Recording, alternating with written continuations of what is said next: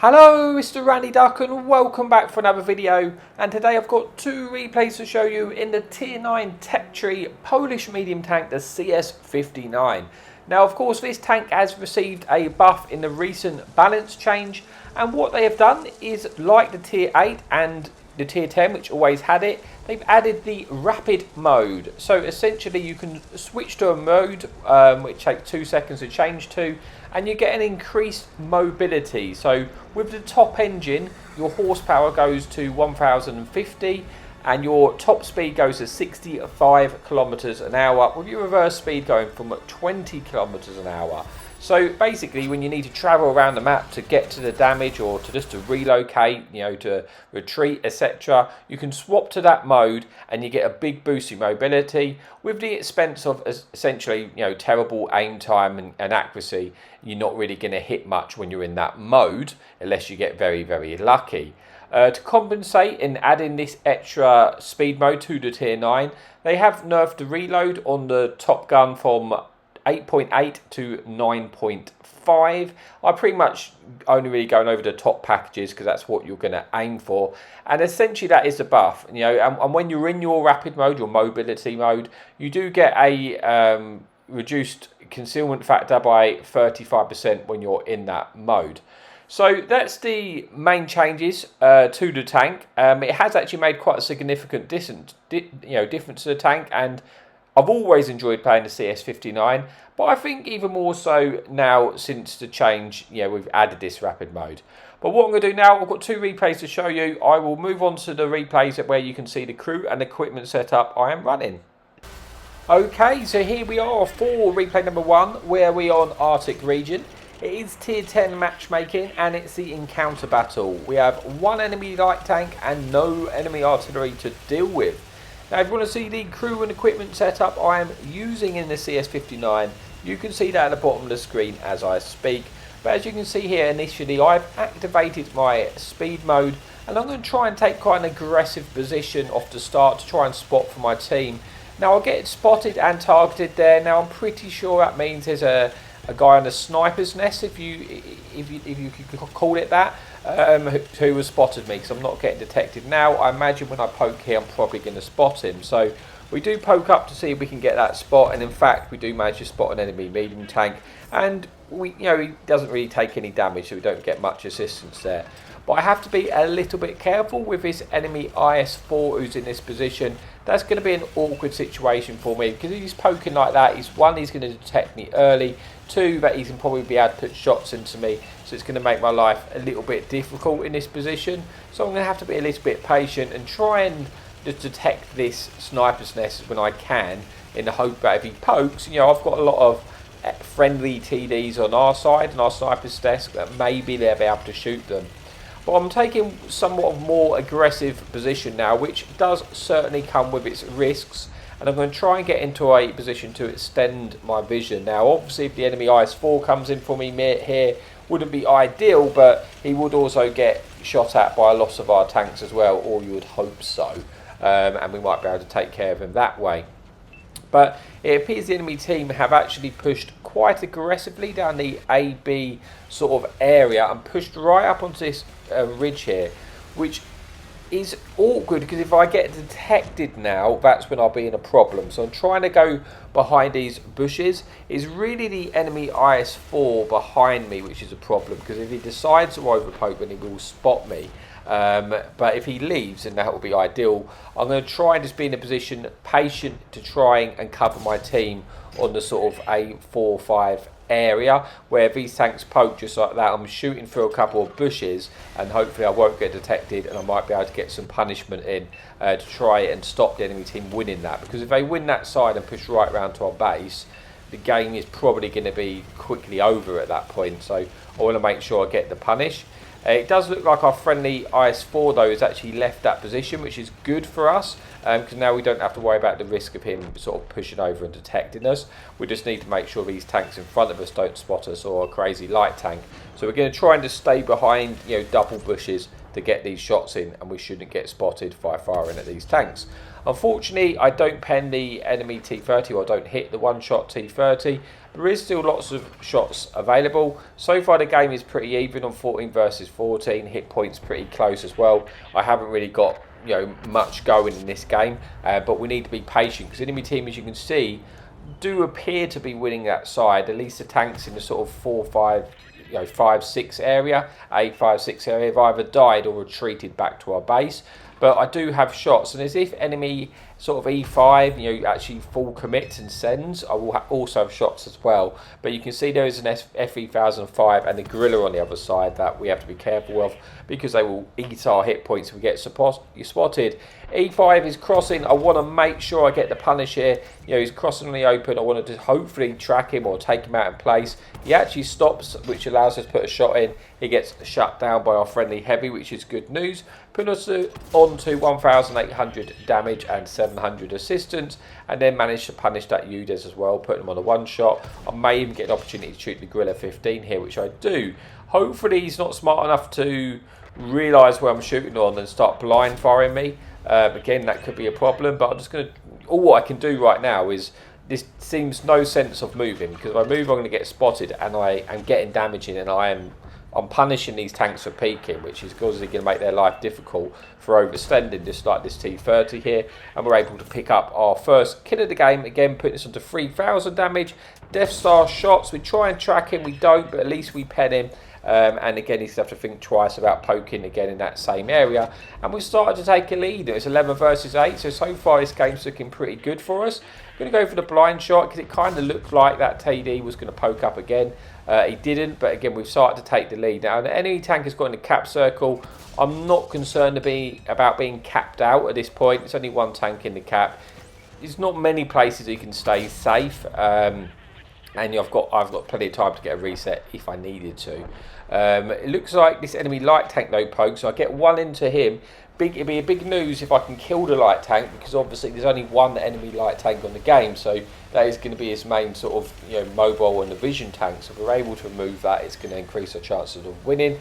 But the game is still very close, as you can see.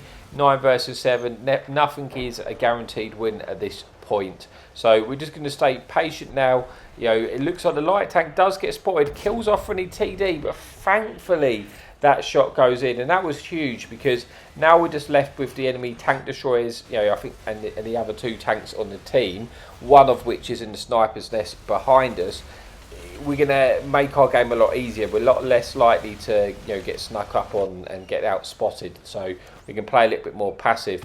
Gorilla 15 crosses, we put a shot in, only hits his gun, but he panicked and he just lost his full hit points for that coming off the ridge. It happens to the best of us, but it's good news as a very dangerous tank has now been taken out. So it kind of feels like that area is dried up a little bit, but then the FE1005 pokes. So hopefully I might be able to squeeze one into him. I do indeed. He gets shut down by our friendly bar of all tanks, and that puts us into a 7 versus 4. And I feel like the majority of the team are now more towards the enemy sort of base area, or in the sort of D sort of 1-2 area, covering this medium tank on the sniper's ridge. So I'm going to move in and see what we can do. We've actually managed to keep all of our hit points, which is really good, because it means we can trade out on things like this enemy medium here. The other enemy medium tank is the Cobra, and that tank has been spotted. So we pretty much know, well, we actually do now know where all the tanks are which remain in this game. We go 1 for 1 with the enemy medium tank there, which is good because we have more hit points than him. So we can afford to do that. As long as we keep going 1 for 1, then we will win the trade-off eventually. So it's only really the Cobra stopping me pushing to the next ridge, so I have easy shots at this medium on the right. If the Cobra backs off or dumps his clip, so I know he's on the reload, or have a very long reload, I will literally just drive up to the next rock directly in front of me, or to my left, I should say, and be able to kill the enemy T55, even if he puts a couple of shots into me in return. It won't matter for the outcome of the game, because you can't keep the hit points until the next game. The T55, I believe, is a 2-shot to us now. You can see the Cobra has dumped his clip and he's moving. So I'm going to push out and just get a shot in here. Again, I'm going to keep going. He'll beat my reload. He'll get a second shot in, but that's fine as long as I can get the kill here, and then that would help us win the game. We do get one in, confirming our third kill of the game, putting us on to just shy of 6,000 damage now with 7 kills. You can see 700 assistance, I should say. We've obviously had a big impact on this game. We do manage to get a shot into the Waffle 100. I don't suppose it will last much longer, and that brings us an end to replay number 1, but we've still got one more replay to come. So let's see how we finished off with this one. We do get 3 kills, 6,000 damage, 700 assistance. But unfortunately, although we got the higher caliber, it was still only a first class, but a good game nonetheless. So let's move on to replay number 2. Okay, so here we are for replay number 2, where we are on Death Valley. There is no enemy artillery, no enemy light tank, and we are platooned up with Swindle 321, who's in the E75.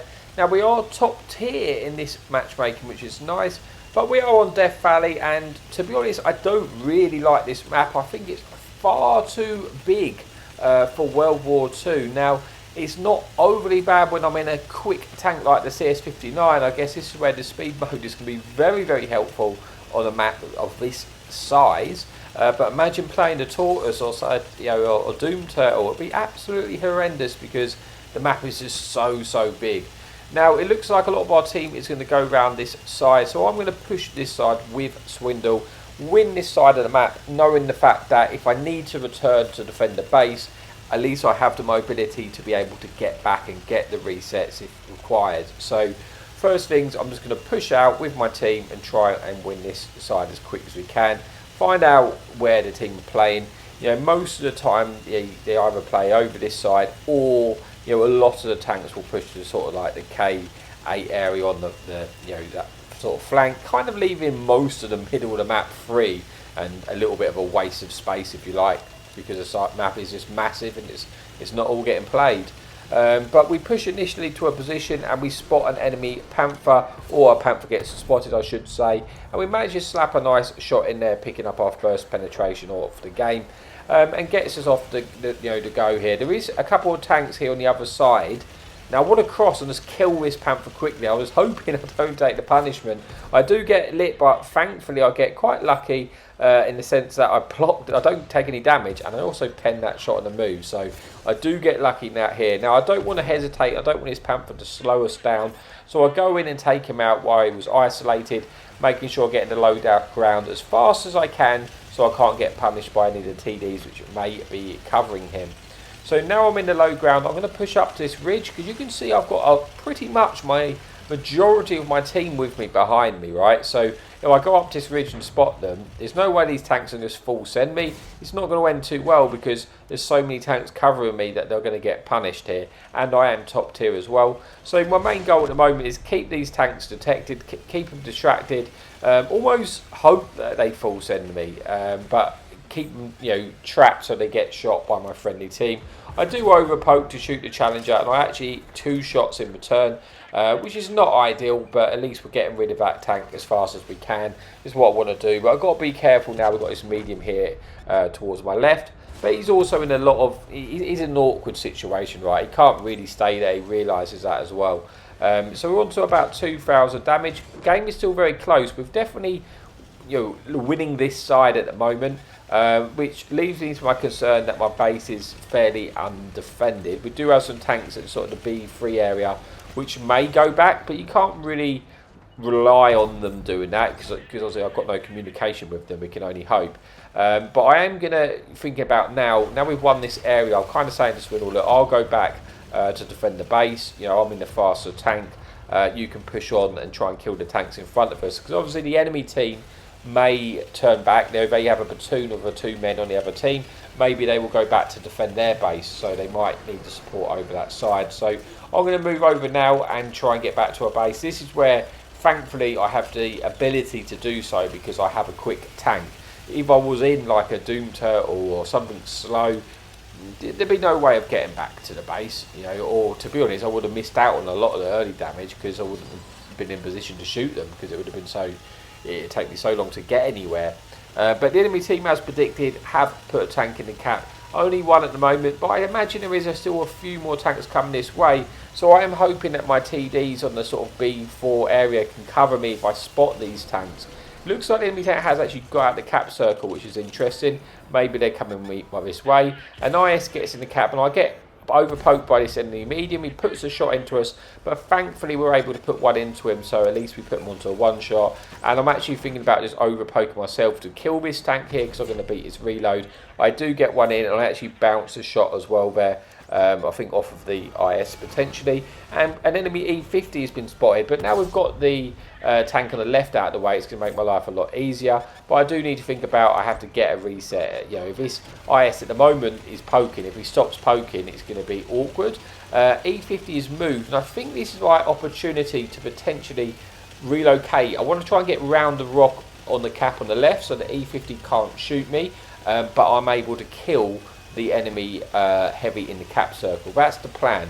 It looks like I've got the ability to do so. So I've managed to get round into cover here. Now the E50 can't shoot me, but I can shoot the tank in the cap and get the reset, and then we can deal with the E50 once we've dealt with this IS. So it's all gone to plan so far. We're on about, you know, just shy of 4,000 damage. E50 is getting pinned by our friendly tanks, which are moving in as well. Swindle is having a big old brawl on the other side, because it has looked like the enemy platoon has actually gone back to defend the base. So I do need to make sure I definitely win this side before I'm able to go over and help. So I'm trying to kill these tanks as fast as I can to make sure I can get there. Unfortunately, I missed the initial kill shot on the IS. We do eventually get there, putting us on about 4,500 damage with 3 kills. E50, you know, we've got enough hit points to take care of him. Unfortunately, he does take out our friendly Dreadnought, but E50 gets shut down by our Stern Panzer, and now I can activate that speed mode and try and get back to the base, because as you can see, all the tanks have been spotted in the other side, so it's actually left Swindle a little bit, you know, potentially outnumbered over there. Well, it's sort of an even fight if you guess, but I think he does want our help over that side, because the hit points, as you can see, although we have 8 tanks, the hit points are fairly even, which means we have a lot of one shots on the other side, but they might not be poking. It kind of feels like we're going to cap out anyway in 10 seconds, unless the enemy team get the reset. I'm sort of selfishly hoping they do get the reset, because then it means I might be able to get a bit more damage out of this game. And they have in fact got the reset here. Unfortunately, Swindle gets shut down because there's a G-Saw covering the 2 heavy tanks which are fighting in the cap, and no one really has shots of that G-Saw. And G-Saw's kind of potentially winning them the game at the moment, or at least bringing it right back, because a lot of my tanks, you know, are low health. Thankfully for me, I'm actually coming behind the G-Saw. He's probably not going to expect it. If I can spot him and deal with that tank, then I know I'll be able to, you know, good chance of killing the 2 heavies here. So I'm looking to try and find, you know, this G-Saw. I'm moving over there. Obviously the G-Saw's a very stealthy tank. I've also got to be careful because he can kill us very quickly with his clip. But we do in fact spot him, which is good news. He's shooting someone else, which means he definitely hasn't got a full clip in there. He's shot at least 2, so I know he's not going to be able to clip us out. I think he's actually on a full reload, but I put him into a one shot, get into cover, and now I'm just looking for that kill shot. Puts us on to about 6,000 damage. We kill him blind, and now it's actually back to a 3 versus 2. So, you know, the enemy team have done a good job of pulling this back. I'm glad we had Swindle over there, you know, battling. Otherwise, this game might have been a loss, to be honest, because I had to go all the way back and defend the base. So that's kind of why we split up, and it worked out in our favour. There's only 1 tank remaining. He is fairly healthy, but whilst he's distracted with our friendly tanks, I'm just trying to get over there as fast as we possibly can to try and get a little bit more damage and maybe pick up the 5th kill here. We see we are in the speed mode now, so we are not very accurate. Look at the bloom. It's unlikely we're going to hit stuff on the move, although sometimes RNG's is in your favour. But we're flying across, we're trying to get there. It looks like he's going to get shut down before we get a chance, but you never know. He's still got a little bit of hit points left. We fire out full bloom, of course it misses, but it takes 2 seconds to get out of speed mode, so we don't have time to do that here. We might be able to shoot him again as we get close here, no, but we don't need to shoot. Who needs bullets, eh? We just go for the ran. And that brings us an end to the video. So I hope you enjoyed it. Let's just see how we get on. I do manage to get 5 kills, 5,600 damage. And you can see Swindle also has a really good game there in the E75, picking up sort of 4 kills and 5,000 damage as well. So it was good news that we had Swindle in that platoon. Otherwise, I think that game could have been a loss, to be honest with you. So yeah, that's it. Thank you so much for your amazing support. And as always, happy tanking.